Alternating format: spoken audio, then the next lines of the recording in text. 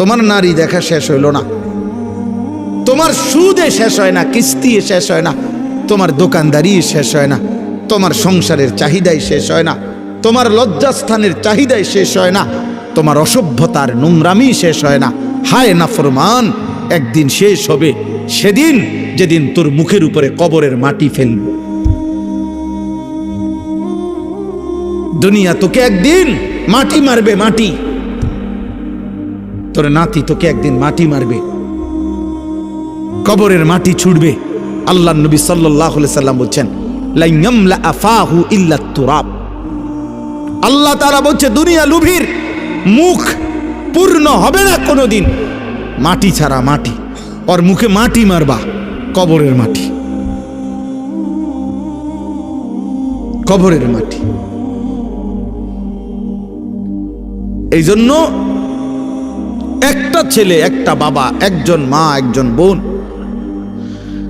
প্রত্যেকেই এই চূড়ান্ত টাইমার আর মাত্র অল্প কয়েকটা দিন।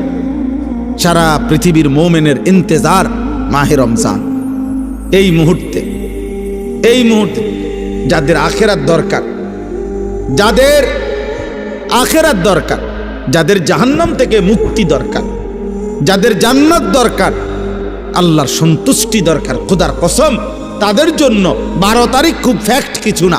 12 তারিখের আগেও পৃথিবীতে নির্বাচন হয়েছে বাংলাদেশে, 12 তারিখের পরেও বাংলাদেশে নির্বাচন হবে।